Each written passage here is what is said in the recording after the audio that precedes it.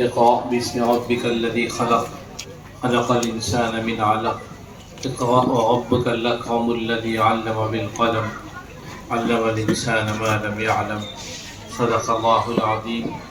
وقال رسول الله صلى الله عليه وسلم خيركم من تعلم القرآن وعلمه اور كما قال عليه الصلاة والسلام. حضرات علماء، اساتذہ کرام اور معزز حاضرین، پیارے بچوں، معزز خواتین، ماں و بہنوں، آپ نے آج شام سے بچوں کے پروگرام سنے ہیں جو انہوں نے یہاں اس مدرسے میں مشکات العلوم میں اپنے اساتذہ سے وہ سیکھے ہیں. اس کا ایک نمونہ مختلف انداز سے آپ حضرات کے سامنے ان بچوں نے پیش کیا ہے. اور اسی طرح سے کل بھی الحمدللہ بچیوں کا پروگرام زکریا ہاؤس میں منعقد کیا گیا تھا. وہاں بھی بچیوں نے جو دعائیں وغیرہ اور سنتیں اپنی استادیوں سے سیکھی ہیں ان کو پیش کیا ہے.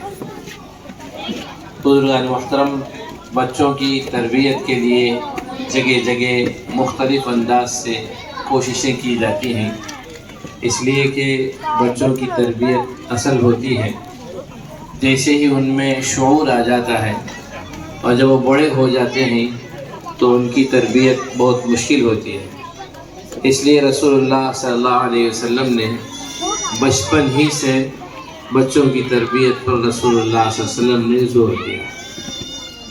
حضور اقدس صلی اللہ علیہ وسلم نے فرمایا کہ جب بچہ 7 سال کا ہو جائے تو اس کو نماز کا حکم کرو، اور 10 سال کا 10 برس کا ہو جائے تو پھر اس سے نماز پڑھنے کے لیے کہو. اگر نماز نہ پڑھے تو اس کو مارو. حالانکہ سب جانتے ہیں کہ نماز جو بچوں پر فرض ہوتی ہے وہ بالغ ہونے کے بعد، یعنی بڑے ہونے کے بعد ہے. جیسے 15 سال کی عمر ہے اسی وقت سے وہ بالغ ہوتے ہیں، ان پر نماز فرض ہے. اس سے پہلے اگر وہ نماز چھوڑ دیں گے تو ان پر نماز چھوڑنے کا گناہ نہیں ہوگا. لیکن اس کے باوجود رسول اللہ صلی اللہ علیہ وسلم فرماتے ہیں کہ اگر بچے 10 برس کے ہو جائیں اور آپ کے کہنے پر وہ نماز نہ پڑھیں تو ان کو مارو. تو مطلب یہ ہے کہ ان کی ایسی تربیت کرو کہ ان کے اندر، بچوں کے اندر کچھ خوف محسوس ہو کہ اگر ہم سے غلطی ہو تو والدین اور ہمیں اپنے والد والدہ ہمیں ڈانٹیں گے، تنبیہ کریں گے، ماریں گے. اس کا احساس ہونا چاہیے. حالانکہ رسول اکرم صلی اللہ علیہ وسلم امت پر سب سے زیادہ شفیق ہیں، اور بچوں کی تکلیف کو رسول اللہ صلی اللہ علیہ وسلم برداشت نہیں فرماتے.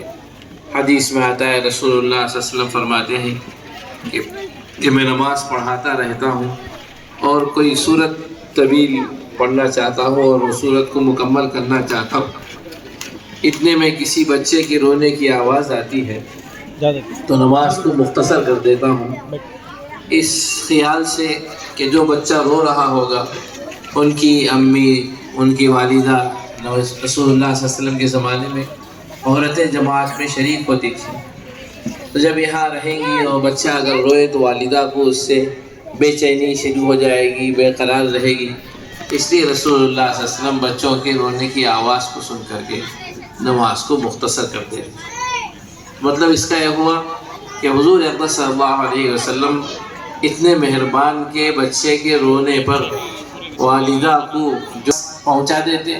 اور حدیث میں آتا ہے کہ صحابہ جن کے پاس باغ ہوتے تھے وہ کھجور کا ایک ایک خوشہ مسجد نبوی میں ایک رسی پڑھنے والے ہوتے تھے، کبھی 50 کبھی 60، عام طور پر 70 رہتے تھے. ان کے لیے کوئی گھر نہیں ہوتا تھا، کھانے کا انتظام نہیں ہوتا تھا.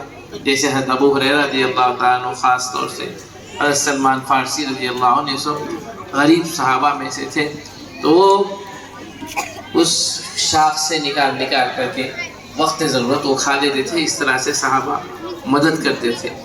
اور رسول اللہ صلی اللہ علیہ وسلم بھی رات میں ان صحابہ کرام کو فرماتے کہ کوئی اپنے اپنے گھر میں جن جن کو سہولت ہو کھلا دے۔ تو اس طرح سے ان غریب صحابہ کے لیے رسول اللہ صلی اللہ علیہ وسلم صدقے کا جو مال ہوتا تھا ان کے لیے بیچ دیتے تھے کہ وہ تاکہ وہ کھائیں، اسی طریقے سے جو لوگ غریب ہیں ان کو تقسیم کر دیتے۔ خود بھی رسول اللہ صلی اللہ علیہ وسلم نہیں کھاتے تھے اور اسی طریقے سے اپنے گھر والوں کو بھی اس کے کھانے کی اجازت نہیں تھی۔ حضرت حسن رضی اللہ تعالیٰ عنہ یا حضرت حسین رضی اللہ تعالیٰ عنہ گھر میں ایک کھجور پڑا ہوا تھا تو اس کو اٹھا کر کے انہوں نے اپنے منہ میں ڈال لیا۔ بچے ہوتے ہیں اور اس عمر میں کھانے میں اتنی کوئی پریشانی بھی نہیں ہے، کوئی پابندی بھی نہیں ہے، لیکن رسول اللہ صلی اللہ علیہ وسلم نے فوراً فرمایا کہ تو تھوک دو، اس کو تھوک دو، کخ کخ۔ رسول اللہ صلی اللہ علیہ وسلم فرمایا اس کا مطلب ہے کہ منہ سے نکال دو، منہ سے نکال دو۔ کس وجہ سے؟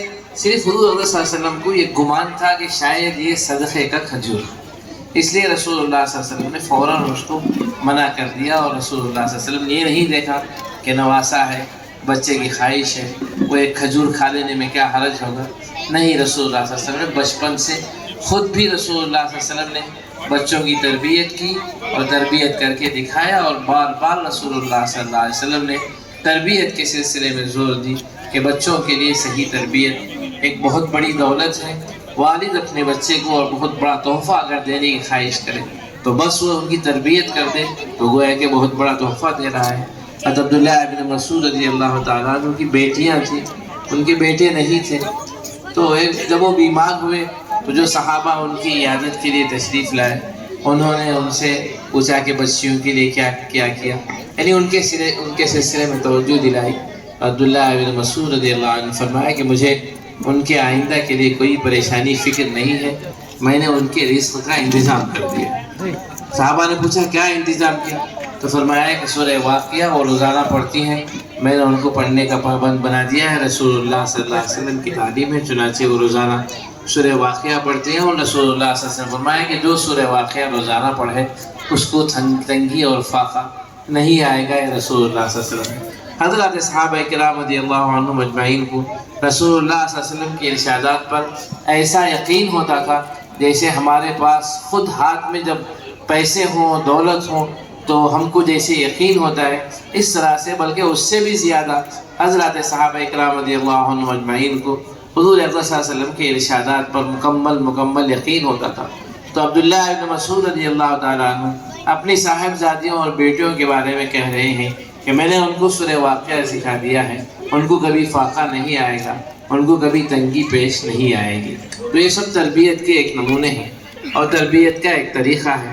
تو بزرگان محترم، بچوں کی تربیت بہت بڑی چیز ہے، اس لیے ہم ان کی تربیت پر خوب سے خوب توجہ دیں، اور خصوصاً اس زمانے میں بچوں کے بگڑنے کے سامان بہت زیادہ ہیں، دوستی آپس میں، اور جو ہم پڑھنے جاتے ہیں اسکولوں میں وہاں بھی غیروں سے ہماری دوستی تعلقات ہوتے ہیں، اور اس کی وجہ سے بہت سی غلط چیزیں ہمارے گھروں کے اندر داخل ہوتے ہیں، اور خود والدین بھی عام طور پر تعلیم یافتہ نہیں ہوتے ہیں، ان کی وجہ سے ان کو بھی غلط چیزیں اور صحیح چیزیں کا کوئی علم نہیں رہتا ہے، جس کی وجہ سے بچے جو بھی کریں تو اس کی طرف توجہ نہیں ہوتی ہے، اور یہ خیال نہیں ہوتا کہ ہمارے بچے کیا کر رہے ہیں۔ تو تربیت کے سلسلے میں آپ حضرات توجہ دیں۔ یہ جو بچے آپ کے سامنے آج پڑھے ہیں الحمدللہ، وہ بہت خوشی کی بات ہے۔ والدین سے گزارش ہے کہ ان کی صحیح نگرانی کریں اور ان کی تربیت پر صحیح توجہ دیں۔ مدرسے کو جو بھیجتے ہیں آپ پابندی کے ساتھ بھیجیں، اور ان کے جو اساتذہ پڑھنے والے ہیں، پڑھانے والے ہیں، ان سے بھی اپنے بچوں کے بارے میں ہمیشہ دریافت کرتے رہیں کہ ہمارے بچے اچھا پڑھتے ہیں یا نہیں پڑھتے ہیں، اور جو مکتب کو جا کر آنے کے بعد گھر میں جو رہتے ہیں کس انداز سے رہتے ہیں، اچھے انداز سے رہتے ہیں یا اس کا کوئی اثر ان کے اندر نہیں ہے۔ ان سب کی نگرانی کرتے ہوئے حکمت کے ساتھ ان کی تربیت کی کوشش کریں، یہی سب سے اصل چیز ہے۔ پوری ان کی زندگی کے لیے ہماری طرف سے بہت بڑا ان کو تحفہ ہے، اس کے لیے آپ حضرات کوشش کریں اور اس پر خاص توجہ دیں۔ اللہ سے دعا کیجیے کہ اللہ تعالیٰ ان بچوں کو کامیاب بنائے اور ان کی دنیا و آخرت کو اللہ تعالیٰ اچھی بنائے، اور جو والدین بچوں کو پڑھانے کے لیے بھیجتے ہیں ان کی زندگی میں خیر و برکت عطا فرمائے، اور جو منتظمین اس کی خدمت میں لگے ہوئے ہیں اللہ تعالیٰ ان سب کی خدمات کو قبول فرماتے، ہمیشہ اس خدمت کو جاری رہنے اور جاری رکھنے کے اللہ تعالیٰ توفیق عطا فرمائے۔ میں شکریہ ادا کرتا ہوں ذمہ داران حضرات کا کہ آج کے اس مبارک و بابرکت موقع پر مجھے یہاں حاضر ہونے اور کچھ